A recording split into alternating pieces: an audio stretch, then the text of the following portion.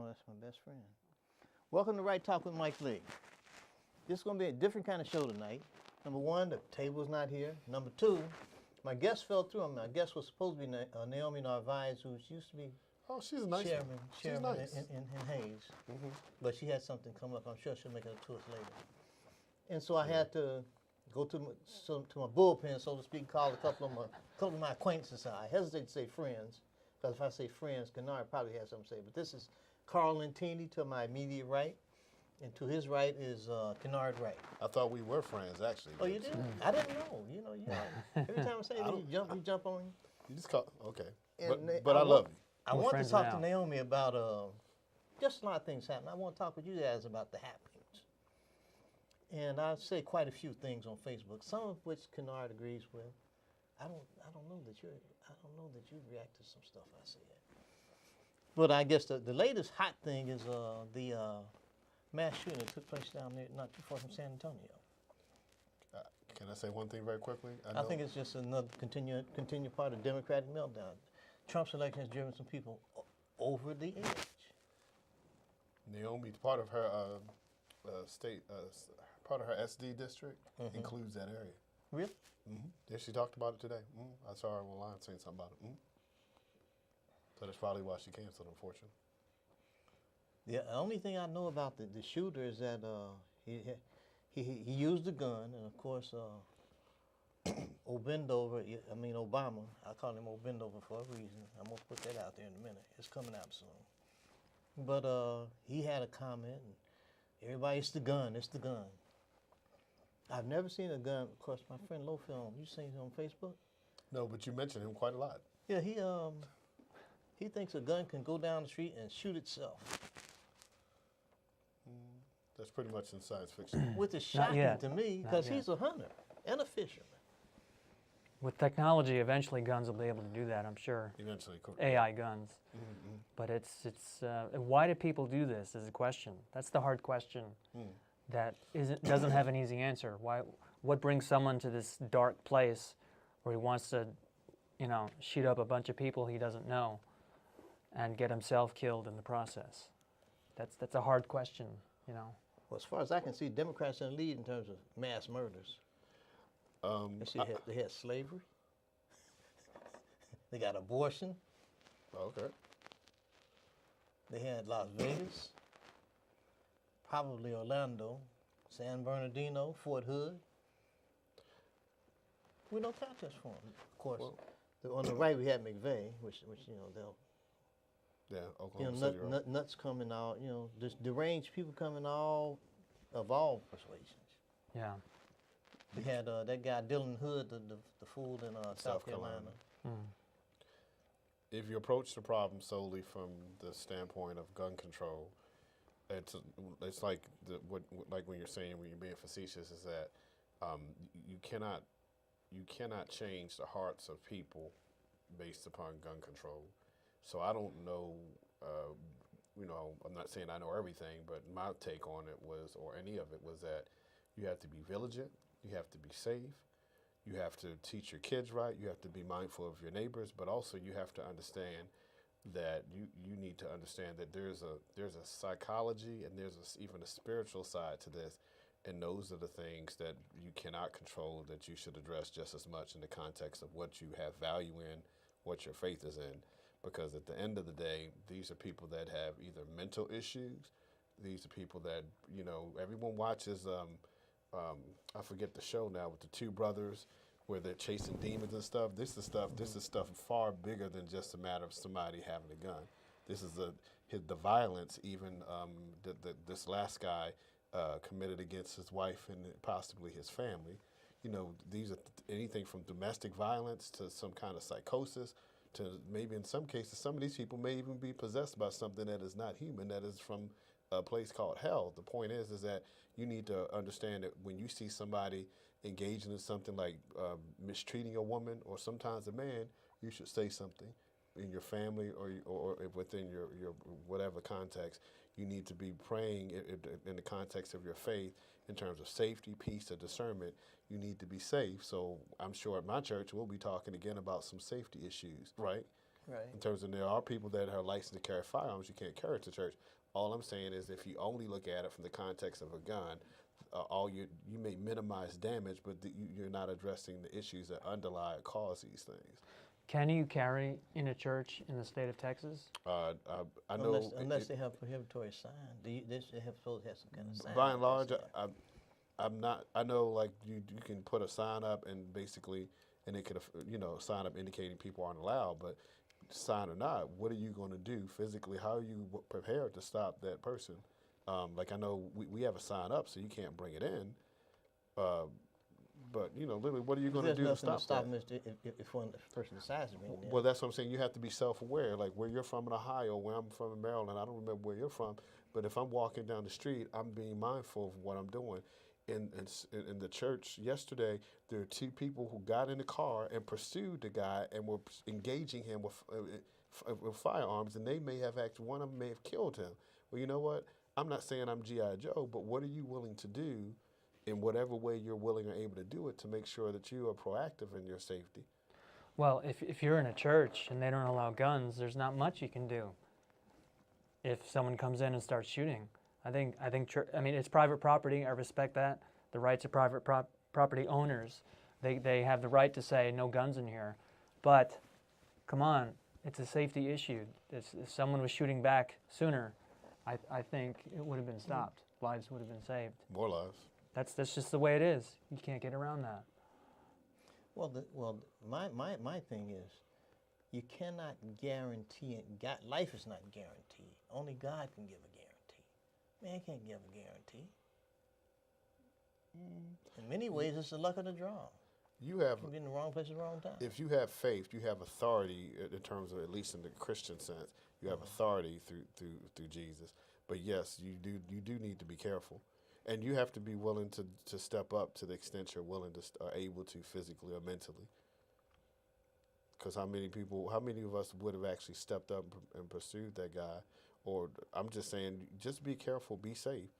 And if you are active in your faith or you care about your community, be active in your community the best way you can. You don't have to. We don't even know our neighbors half the time. People don't care about their neighbors. Well, why don't you care about your neighbor? Wouldn't you want them to care about you if something happened to you? Why do you have to live in a society where you just blow anybody off because you never met them?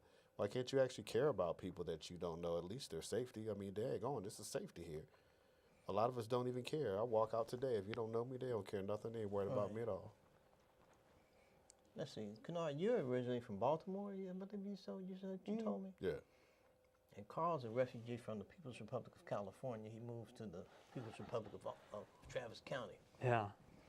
But I've also lived in New York and Indiana. Oh, yeah? Yeah, and Boston. So, Okay. But California for the longest stretch in Los Angeles. Yeah. Well, how did you come to embrace conservative ideas? What happened with you? Well, because I don't know about you, but my first work in politics was on the Democratic side. You can Pretty much until 2008. Yeah, you once told me that you used to be a Democrat. I didn't say that, but I was in all the Democratic clubs locally. I was about to become president of the Black Club, and I just the short end of it is, I didn't think what Barack stood for was what I stood for, and as someone who, at least for me, considered their faith important, I kept on looking around, and I'm looking like, well, I know y'all like people, but your faith don't line up with my faith, so I can't hang out with y'all anymore. Which was interesting because I was basically trying to wait in line so I could get my little sniff of the office too. But you know what? At some point, whatever your values are, you need to stick to your values and stop worrying about yourself. Because at the end of the day, when you die, hopefully I'll be known for my values and my faith, and not whether or not I was a good Democrat or even a good Republican or good whatever. So yeah, it was just too smelly. Because God in that sense was something that might come up. You might say a prayer at the Christmas party for about 10 seconds. Anything else was like you were just some ignorant, asinine person who just basically walked out of, Cro-Magnon times or something. Well, back in 2008, when Barack Obendova was running, I heard him talk about his faith. I never heard him mention in what? My faith, my faith, my faith. In what? The doorknob? What? It's statism. It's faith in government to run things for you. It's faith in other things but God, I think. Because what all those statist, Marxist, authoritarian people try to do is replace God or your spiritual life with other kinds of power, like government, or money, or idolatry, personalities. That's my view. That makes sense. Your dependence is on the government instead of your faith or who you are in the context of your faith. Right. So it was like, well, it's all right for government to help, but government should not be your provider. Government should be the thing that sustains you. Government is like a condiment. It adds value, but it should not be the whole meal that takes care of the country. Right. But I believe that particularly in the African American community, that there's a growing sense that the government's supposed to take care of you from the cradle to the grave. You think that's growing, or that it's been there? That it's, well, from what I've been reading lately, it's been hanging around since W.B. Du Bois was arguing with Booker T. Washington. W.B. Du Bois hooked up with the liberal, socialist Caucasians, and Booker T. Washington was more about self-help and self-determination, it seemed to me. The more But independent. but it was the same, from what I've read lately, it's kind of like the same thing that's going on right now. That was 100 years ago. Well, to be fair, it's not just black folk, although I think what happens is that it has a different effect on us in the political, social, economic sense, right? So that it may or may not be more prevalent amongst us. Clearly it's there.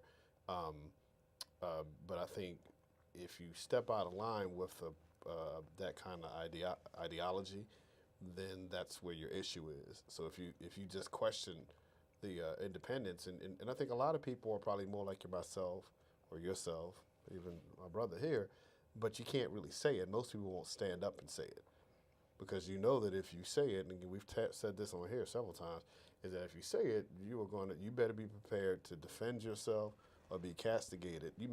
Because if you don't defend yourself, you're gonna be like a bear in Alaska. They're gonna kill you, string you up, and skin you alive. So I'm just saying this. Yes, it's there in our community. I think it affects us maybe more so than others, and there is a history there. But just the same as there's a history of relying on the government, there is a history of maybe not relying on it, at least not relying on it solely. That pretty much, as you know, has changed since about 64, 67, a few years before I was born. Well, the other thing, I guess it's kind of cooled off now. The take a knee stuff seems to be cooling off a little bit. A lot of the stands are empty. You see the pictures. I think some of them took a knee and got out of a job. Well, got traded and things like that. You can take all the knees you want, but if you want, at the same time, it's your job, and even if, and I'm not saying activism is not bad, but if you don't understand or appreciate there are things even bigger than police brutality, which, by the way, you could address that somewhat simply, is police have been militarized since the 80s. Police is trained to shoot for critical mass. I'm not a shooter, but they're trained. So my point is, you could just change the way police are trained, and you do that to some extent. I'm not saying people shouldn't have the ability, but people don't think. All you have to do is you cannot necessarily legislate by process, get rid of prejudice, but you can make sure that people are better trained or they have better oversight. So if you change some of the way that people are trained, vote out the idiots that are sheltering people who aren't acting right. Vote them out in your city of Baltimore, New York, L.A., wherever. Chicago, vote them out. I don't care if they're Republican or Democrat. If it's trash, you throw the trash away. But at the same time, you have to understand X number 100 people are killed, some number unfairly a year. In any community, black, Hispanic, there are probably tens of thousands that are killed by people that look like them. It's not the same issue. You understand that, but comparatively speaking, economically, socially, morally, which one has the greatest value? But again, the first thing is you can just deal with that fairly simple if you're active, if you vote, if you pay attention. But people, black or otherwise, black, white, Italian, whatever you want to call them, they act emotionally. You're not acting based upon looking at a process systematically in terms of which problem has the greatest effect. You're only looking at what a party or what a media outlet or what your organization says. You're not necessarily thinking critically. I know it, people that are engineers, really intelligent people, they become stupid as a nickel. Like, well, no, dude. Don't you know how to compare numbers? Which number is bigger?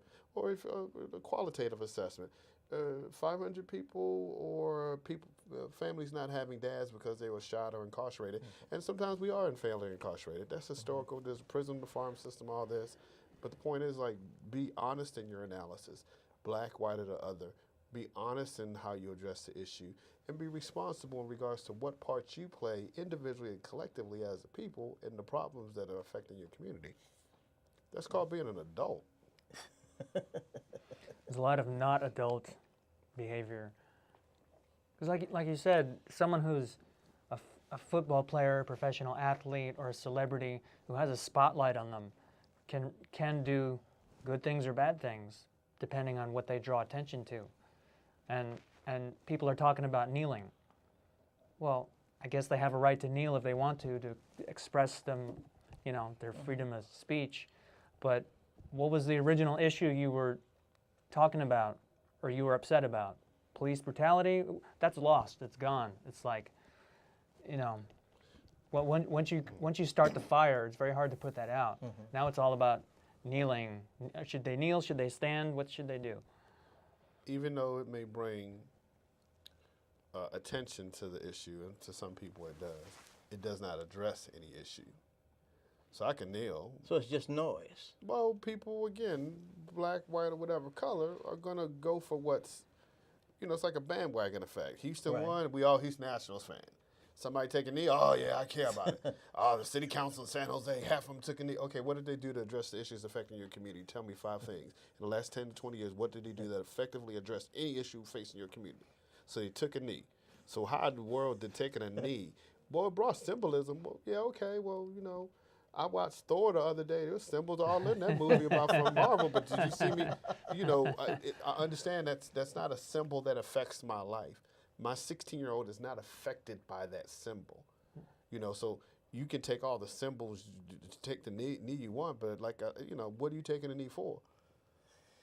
Well, I think what we're talking about is there needs to be substantive, real work done and real thought to take place. Ain't nobody and really that's really thinking. not taking place. They're not thinking. Black, white, or the other. All you do is complain about the people you don't like. We talk Republican, Democrat, whatever your function is. You don't find any way to work together, and you wonder. You don't even, vote the people out of Congress or the state house or the city council, wherever you live, that don't do nothing. And you sit there. All you want to do is talk about well, those people on the right or those people on this. Be quiet. That we're in this nation together. We are not going to agree on everything. But why don't somebody sit down? And if you're in a family, you will sometimes find a way to work it out because that's your family. But we're in a country, and we may not agree on everything, but you know what? Let's sit down and try to work on the things we can work together. And if the people aren't trying to work together, even though I can be conservative, you're liberal, whatever, you throw them out. If you're not really trying to address the issue, I'm glad you have my values. I need you to address the issues. Talk is cheap. We're talking here. But if I was to get elected to something, then what am I doing to serve my community? But they will only do or not do what you allow. So if we're getting nothing, then that's because we're not asking for nothing, and we're only asking for the things that we are most comfortable with. Well, maybe you have to give and take. So maybe you have to give and take on the issue. Golly, that might actually get to something. But, I don't like Trump. Okay, well, tell me Trump did this, this, and this. Well, I don't like them. Well, I don't like Harry Reid either. But if we got to work together before the food, we got to work together on something. I guess what I'm saying without rambling too long is simply people aren't thinking, they're not doing. But people are not doing, or Congress is not doing because the people are not telling them to do anything. They're not holding them accountable. No, you rather sit there and say, well, I don't like Republicans, or I don't like so-and-so. Okay, I'm glad you don't like them. I don't like a lot of people I've been around in my life either, but you know what? You find a way to work with them. And I'm sure there's some people that just think I'm a ding-dong. But you know what? Hopefully they're trying to work with me. And I'm just saying, you grow up, put on your big boy pants, your big girl pants, not your MC Hammer pants. You know, put on your big girl pants and get out there. Grown folks' clothes. Exactly. Because if you want the nation to progress forward, you need to be asking for that progression. You need to be demanding that something. And even if it's just a small way, like just going and talking to your friends. Well, I don't like this. Okay, well, what about this? Like I was talking tax policy today. Okay, what are you willing to do? Well, I think they should just, shouldn't touch Social Security. Okay, look, I'm so sorry to tell you this. Yes, we can cut the defense budget, but guess what? You're going to have to raise retirement age because Social Security, Medicare, we need these things solvent. So everybody has to take responsibility and may have to take a little bit of pain to get a little bit of gain. So tax-wise or whatever, what are you willing to do to help move your country forward? I'm not saying we all get everything together. I'm not saying we all are going to come together, but when we can work together, let's work together. And when we can't, then you stand on your principle. But some things you can work together on. Get off your high horse and get busy. No, but from what I see, it seems like for too many people, the main purpose is just dissension. Yeah. That's the purpose. Well, maybe The not for the people, purpose- but the that's the purpose is result. to disagree. That's the result. Are you? I heard someone say recently, are you listening to understand or to respond? So like when we've been around some of the people in the BLM and LMB and ABC and the LULAC and the LILACs and the NAACPs, are you really trying to understand the other position and appreciate it for whatever value it may have to that person? Or are you just waiting to shoot the Negro down, to shoot the white dude down, to shoot somebody down? Again, I'm not saying you don't disagree, but I'm starting to remind you, are you really trying to find any point of consensus, or are you simply trying to look good or hold your position? Because if you truly understand them, then you build a relationship with them, so at some point you may be able to get something done. If you're only complaining, then I'll feel good that I made a good rhetorical argument. I showed I have a master's or whatever. But at the end of the day, we produce nothing of value. I think what you just said is the real key is building a relationship, and that's the hard thing to do. It's if you have the facts and figures in your mind, and you make a good argument, you can win the argument. Well, great, congratulations. But if you're not building relationships with people, even people you disagree with or have conflicts with, then you're not solving anything. Then it's just going to be the same problems that keep perpetuating, with the same people doing the same things. And people, all they do is stand in their corner. They stand in their corner and just sit and talk around people that they like. It's like you don't like your in-laws, so you'll never go around them. Well, golly, maybe you should be willing to be uncomfortable, but also be willing to engage people. Because I think when you're around people that maybe have some different values or political persuasions, if you just are around them, you'll find that, we do have a lot in common. Oh, well, you know what? They do want value in schools. They do, we do agree on some safety issues in the community. It's not just about the narrative pushed by a party, or even regardless of party. It's like, well, just to try to understand people, because that's where the change occurs. The dissension that is promoted all around, probably obviously very much on the left, is that the dissension keeps people divided. It's like the old idea of enslavement. If you keep the Negroes fighting against each other, or the Negroes not liking the indentured, some people say enslaved whites, Scott and the Irish, you keep them thinking they better than Negroes, then guess what? They ain't gonna fight together. And the most effective slave rebellions are when the indentured white folk and the black folk got together. Well, yeah, you need to have this racial narrative, because that narrative keeps people emotional. When I'm emotional, I'm more effectively controlled to your objective. Yeah, divide and conquer. Exactly. You see it now in the liberal way. You see it. You can look back and look in the 80s and 90s, or Hillary's a little part of this too, when they would talk about black folk, and it'd be like these super prejudice. So that was a way to keep one base excited versus another. And so, I'm not saying anything. other than like, hey, understand that there are people out there and powers that are trying to manipulate you to cause dissension. And I'm not just talking to Russians. I'm talking George Soros. I'm talking a whole bunch of people. They want you. They want you. They want you fighting against each other. So you don't realize what I think the head of the new Black Panther Party was saying somewhere. Somebody showed me something. I'm not really in the Black Panther Party, at least not now. But he was saying, you know, hey, something Malcolm X said years ago. Well, we ain't got nothing from the Democratic Party.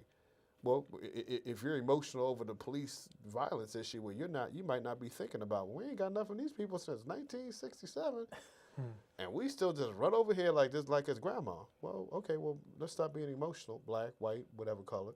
What do we need? You know, to me, it needs to look at what needs to be done. I struggled a long time with the name of the show, Right Talk. You know, there is such a thing as a right thing to do and a wrong thing to do. And to me, in many ways, it's kind of clear cut. You know, things that are right, you can feel good about. I guess you can feel good about some things that are wrong too. I have. I've done some. I things felt good wrong. about right things myself. Anyway.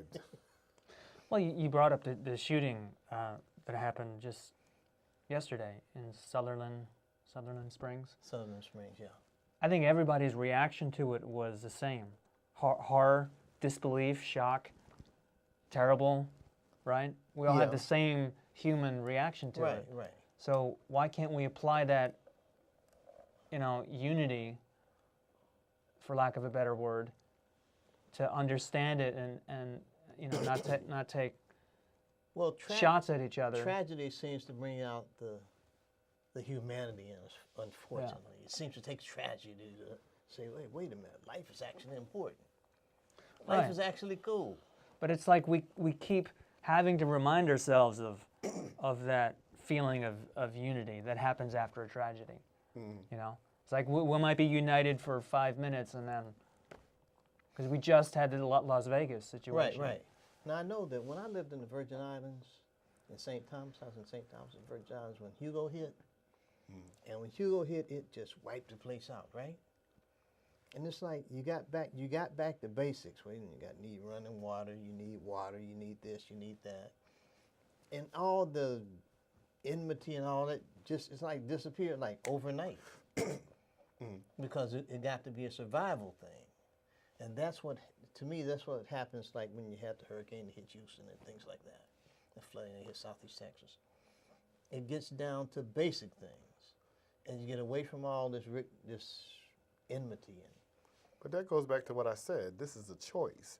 How you view your life, how you view people, the idea that you value people and life regardless of if you got one leg and I got two, if part of your leg is missing, or if you're black or white or Mexican and black and white and some other race. This is a choice. These are things that we reaffirm in our lives. And so that there's a choice every day to appreciate each other. There's a choice every day to appreciate life. There's a choice every day to say, you know what, I don't give a what the media says. I'm worried about someone and how this community is affected. I'm worried about the emotional, physical, logistical, or financial needs of the families affected for this tragedy or any other. This is a choice. We get so caught up in living, and I'm guilty of being in a rush, and I got to rush over to be at Mike's show and all this and that. Okay, slow down. What's valuable in your life? What's valuable to you? And these are the things that hopefully these should be affirmed or evidenced in your life. These are the things that you teach your children. These are the things that you talk about on somewhere like this. This is a choice. Yes, tragedy brings them out, but you decide what you put in what box in your life. So 2 weeks from this tragedy, most people just move on like, oh, those people, those Texans, and they just got guns, and they just this. Okay, well, you put that compassion, that empathy, and that understanding away.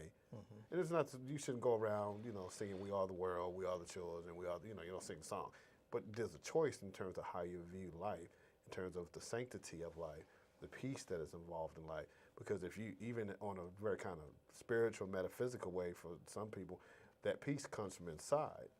So stuff will happen in the world, but you have to have that center within yourself. But again, this is all choices that people make. You don't have to change just because it's been 3 weeks from Las Vegas. You don't have to not care about Puerto Rico because it's been 6 weeks or whatever. You know, you don't get hyped if the mayor of San Juan is up there. We don't got no water. Well, you know what? I'm guessing they've got more electricity than most of that island, or whatever. But the whole point is, you don't let somebody else move you off of your center in terms of caring about people, in terms of caring about your family, understanding the value and appreciation of others. So people, it seems like what we're coming to here is people just get emotionally dragged here, there, and everywhere, and not really thinking about what's really going on and focusing on what really may be important. Or what's important changes daily, changes with the news. Whatever you see on TV, whatever your favorite person says. I think, oh, sorry. I think a lot of these people who are very angry and emotional in everything that they do and talk about, I think some of them are in a dark place in their life. You know, there might be a lot more PTSD and mental illness and stress out there than we realize. And then, I mean, most people don't commit a mass shooting, you know, as a result of their inner struggles. But I think there's a lot of people who feel powerless, who feel like maybe they made some choices and things didn't work out the way they wanted them to, and maybe they feel like they have no more choice. Well, there seems to be a general sense of like helplessness, it seems to me. I think people have an idea in mind what they want and what should be and what isn't. They get frustrated. And it seems that there's a challenge in dealing with things that don't go your way. When it doesn't go my way, I get mad, or I get angry, I don't like this person, don't like that person because I didn't get my way. And it seems more about getting your way than getting something right or best for the greatest number. I want what I want. And it's a very selfish approach to life. But it's very limited. There's a book I probably didn't tell you about, but I started reading, and it's called like Black on Black Violence, and talking about, you know, but the guy basically says at one point that when people sometimes commit violence against each other, it's really a sign of struggle for power, of someone feeling emotionally, or he didn't say this, but I think even spiritually impotent, like you feel like life has just got you over, your daddy wasn't there, or your mama hit you with the broom, or you got, you know, so the whole point is that when you act out like this, sometimes it can be something as simple as this is someone trying to affirm there's some sense of self-worth, obviously maybe in a way that's perverted, but the whole point is even if it's in the context of someone not being selfish, it's in the context of someone either not knowing how to deal with the issue, someone not having the resources to deal with the issue, or having the gumption to deal with the issue, or someone not, society in some cases not identifying that somebody has, you know, an issue, like if the guy who had the battery issue committed the shooting yesterday. So there's an individual responsibility that we have to take on ourselves, and in the context of our communities and our families, and to some extent the country, well, okay, what are you doing to deal with issues of domestic violence? What are you doing to do? Because maybe all the people that do domestic violence are not innately bad people, and all of them don't commit mass shootings. But guess what? What are you doing about these issues? So only when something bad happens do we start thinking, well, what about this? What about this? Oh, why wasn't this reported? No, you should be thinking, to the extent you can, critically before the problem is there. You should be caring about, your cousin's behavior and how he just pulled his girlfriend's hair before it. You have to be willing to man up or woman up, which is gender neutral, basically, to man up and grow some intestinal fortitude and be willing to step out individually, collectively, in terms of the government. Because remember, I'm not against the government, but the government should be helping things. It don't need to be driving all the time. This is no automaton. This ain't, So what is the government doing, or what are you doing in your family? What are you doing in your community? Do you make sure that your local government or your local nonprofit is dealing with issues in regard that could affect you? Because it may not always be someone that's selfish, but what is each person, what is each community doing for the things that they think is important? Because when you start looking at it, and I've seen people in my family, otherwise, I've who had issues. Well, what are you doing to call out Frankie because he pushed that little boy down the steps? Are you just laughing? What are you doing when that little kid's on TV twerking and he 5 twerking to a video talking about drop it and get it hot, get it right now, and you just laughing like a fool because you think it's cute? So what kind of little boy you think that's going to be?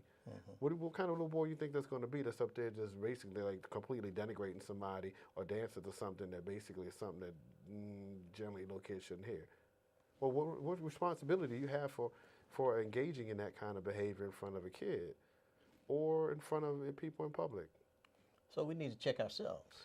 There was a song that said, "You better check yourself before you wreck yourself."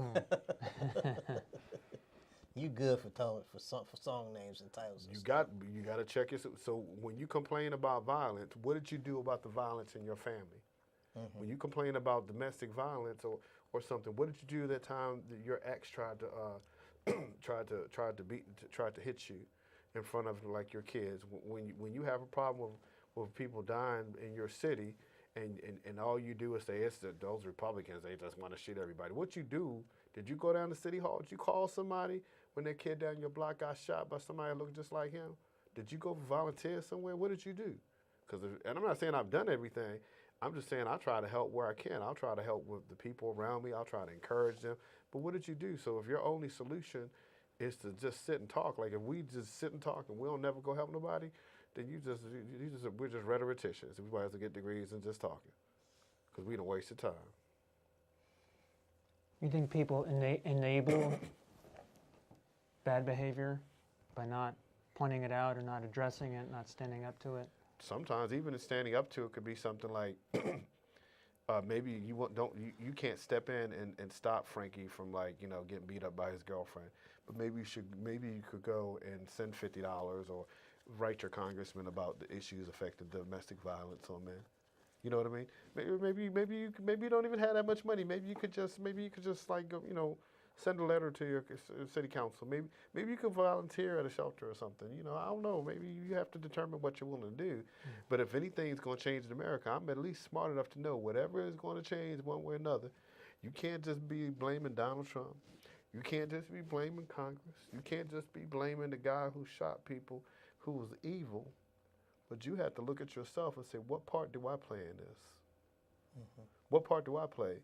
Not to, and I'm not saying we're bad. Hold government accountable. Hold the people accountable. But understand you live in a world where we're integrated to some extent. And what are you doing to help somebody? What are you doing even just to help your neighborhood? Are you looking out for your neighbors? Do you, are you paying attention? Well, some people think that their neighbors are supposed to look out for them before they look out for themselves. I don't know, but I don't know. I'll put it like this. Even if I'm selfish, I'm still going to look out for you, because what affects you could affect me.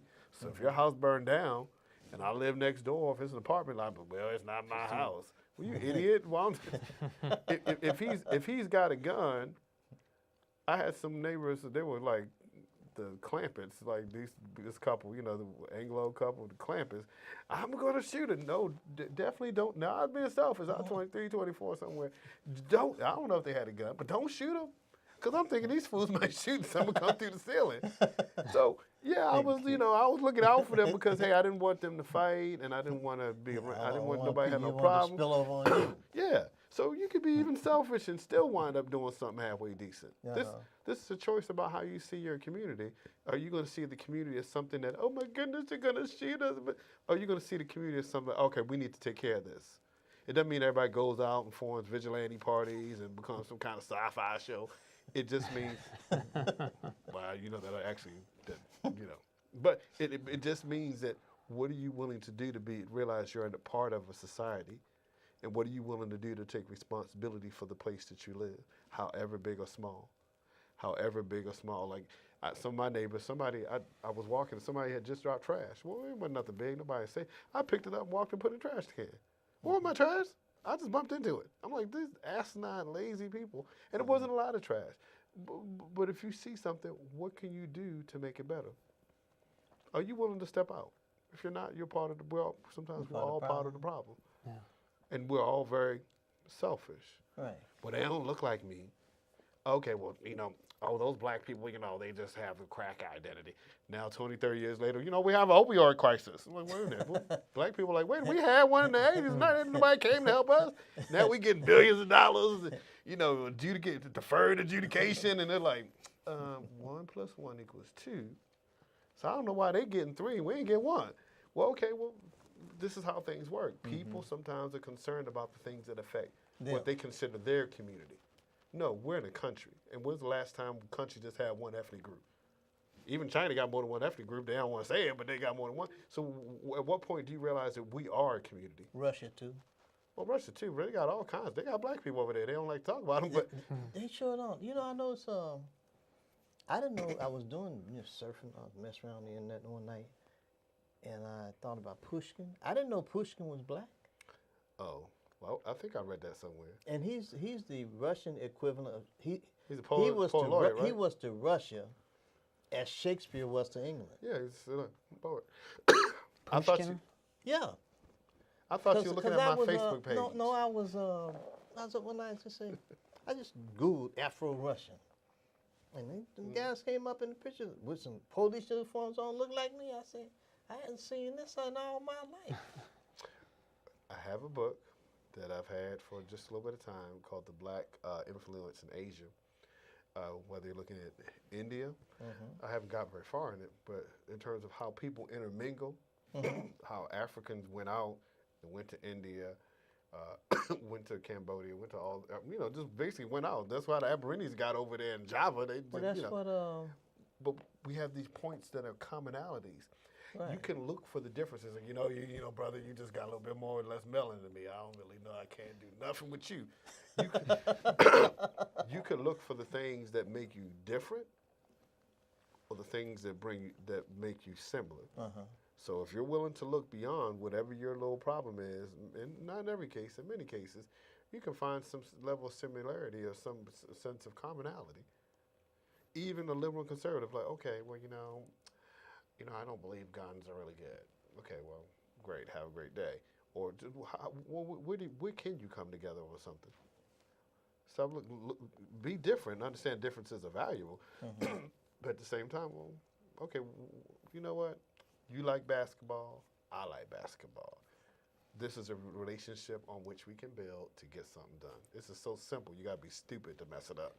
But instead, we just go, I can't stand those people. Donald Trump's really bad. He's really bad, Okay, when was the last time you seen a president, even if you think he's a doofus, and I wish the dude would get off Twitter for like at least a half a day. Go see a movie or something. Like, I know you're leading a free world, but dude, do you sleep at all? But the point is that, when was the last time, we need leaders that actually do what they say. Well, one thing I'm like, look, this is fool and tried to do just about everything he said. And I'm not saying I'm not saying I necessarily thought he would win or anything like that. But when was the last time? Well, why don't you put pressure on the fool? Oh, well, you want to drain the swamp? Okay, look for some kind of commonality. You need to have leaders on both sides, because he's not a Democrat or a Republican in the truest sense, that are willing to step out and try to do right by the people. And if everybody else don't like them, throw up some deuces, like, all right, then we cool. Are you only looking at the fact you don't like him or whomever? Or are you looking for points where you can actually work? What is your logical progression of ideas? If it's just to complain, then you may need some counseling, because you're not really trying to solve nothing. Well, the thing is Kennard and Karl, there are some people who profit off of the dissension. So they don't want the problem solved. Yeah, I know. Because the problem solved, they have no reason for being. And that's where you have to have some discernment. You have to be able to see the smoke beyond the trees or the sunrise over the trees. You have to be able to see what the goal is. And this isn't easy. If I can see it, I'm just, a public access shows like, come on, y'all can't see this? Are you blind? Well, they just care about us. No, they don't care about you. Oh, yeah, they do. They want your vote. Oh, yeah, they do. They want you to be upset. Right. Well, just pay attention. Well, it's only the Republicans. If you think only Republicans are trying to manipulate you, you're a plumb fool. you're probably even more ignorant than what you think. Well, that's not very nice. But the point is that you have to understand how power works, how politics works. One of the quotes I always say, power concedes nothing without the man. It never did, never will. That's part of a longer quote. Frederick Douglass. Frederick Douglass? If you don't demand something, even on yourself, how is anything going to change? I'm trying to learn to eat better. I'm trying to learn to live better. I'm trying to learn to repattern any negative aspect of my behavior. Because I can be sarcastic, but you know what? What value does that serve to do whatever? So are you willing to look for the ways that you need to improve personally, professionally, on a neighborhood or a national level? Then you'll say, okay, yeah, I know someone's trying to manipulate me, and they say they're my friend. Because your actions will give evidence to your values. Right. And if you ain't doing nothing, if all you doing is bumping your gums, you might be working for the denture company, but you ain't working for me.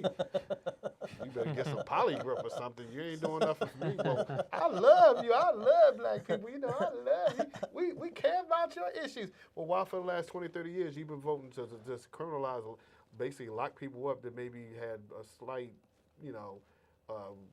let's say somebody sold some drugs.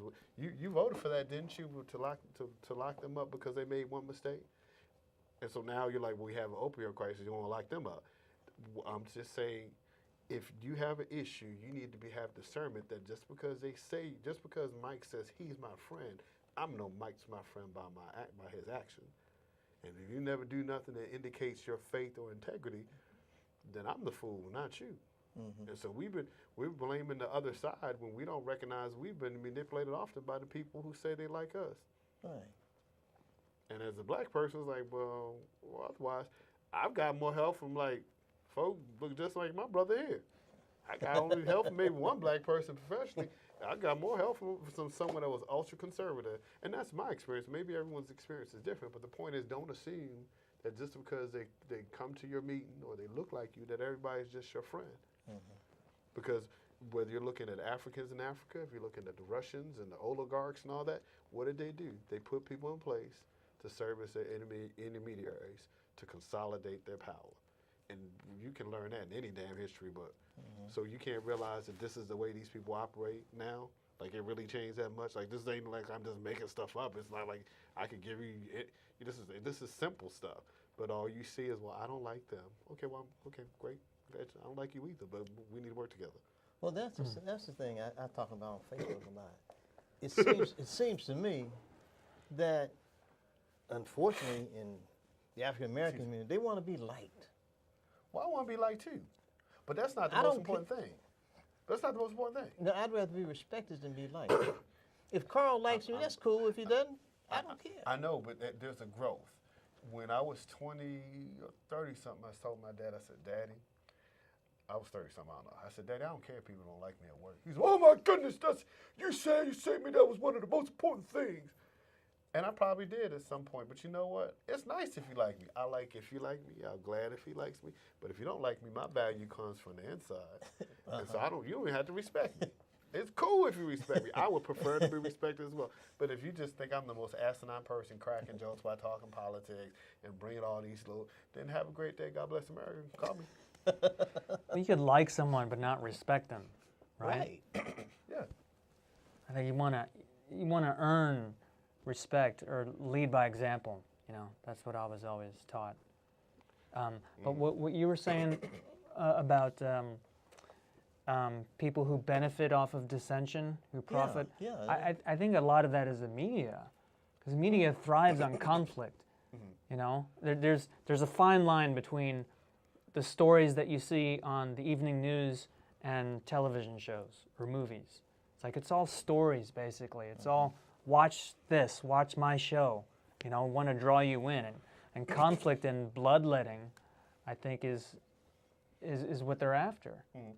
And unfortunately, sometimes that's what we respond to. We're human. We respond to that. But you should, but it's a choice. When you want to be liked, you are probably responding on a more emotional level. Uh-huh. And it's not a black thing. Right. It's human nature. It's a human thing. Right? But it's a human thing. But you need to understand that's hey, we may be overreacting. And that's why I say, well, we talk about, for instance, police violence. Well, that's an emotional response because that's an issue that affects me. Like the time I got, if I get out of a car and just ask a question, I could be shot.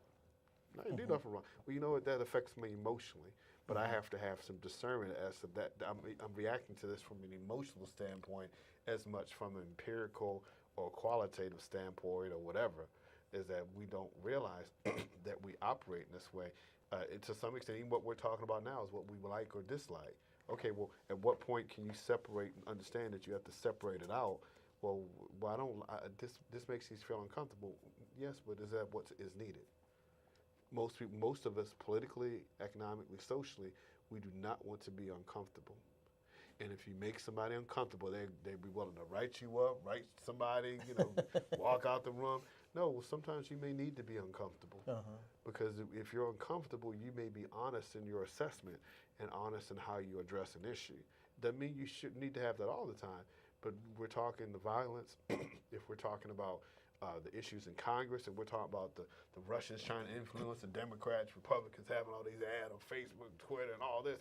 Okay, maybe we should be uncomfortable. Because if something happened, it happened on somebody's watch. And if it's our country, it's your watch too. This ain't no one person in this shit. You on the boat? Yeah, you're on the boat. Hopefully you free. You ain't chained up. And if you're on the boat, you still trapped on the boat. Well, I'm just about out of time here. I got another 5 minutes or so, but I want to thank you guys for coming down to chat with me today. Because I was in a jam. I think my wife sent me a text. I was at the gym working out about 2:30. She said, "Guess can't make it." Maybe because of that. She said it. She said that on Facebook. She did? She did. You need to be her Facebook friend, huh? apparently you need. I saw it on Facebook around lunchtime or something. She's like, well, but it goes to show you that movie of 6 degrees of separation. How many degrees actually separate you from that thing or that person? In a good or bad way. How many things, separate you from that person? When you call a Mexican a name, how many people separate you in some way from that and that being part of your background? So I was in a jam before I sent you the text, huh? No, I didn't. I didn't. No. She just said that something about that. Those people were in that community was in her senatorial district, her SD district, and she said that she was thanking people for their concern. I didn't know you were in a jam, but I was just asking you what was going on. I was like, well, like you do, yeah, I'm just asking. I'm just curious. I'm just asking a question. I want to thank you guys, and I think one day I'm going to talk about my introduction to the show. Because it's kind of like a collective collage of people that were in my life. I liked it. But I got to get my old baseball coach up there. I just got a picture of my old baseball coach. And I didn't realize he was a catcher. Oh, nigga league? It sounds like it's not important. But when I joined the team, I had no glove. And the manager dumped the catcher's mitt out of the Army bag. And I went and picked up the glove because I didn't have a glove. And it was probably meant for Bob's son. I didn't find that out. I was 5 years old when that happened. And I just found it out 2 days ago. So, yeah. I want to thank you guys for being here. Now I got to run next door and do a show on, they have the school board president and National Trailer Park show. He asked me to come on that one. I was like, I'm not. I know the bond stuff, but I'm not on the bond committee anymore. My daughter's in Round Rock ISD, so I'm not keeping up on that. I live technically in Pflugerville ISD, even though I'm in the city. Thank you guys a ton. Well, thank you for having us. I really appreciate it. I was going to tell you, I was hoping to get it on TV since you said you're talking about your music in the beginning. You could play this song.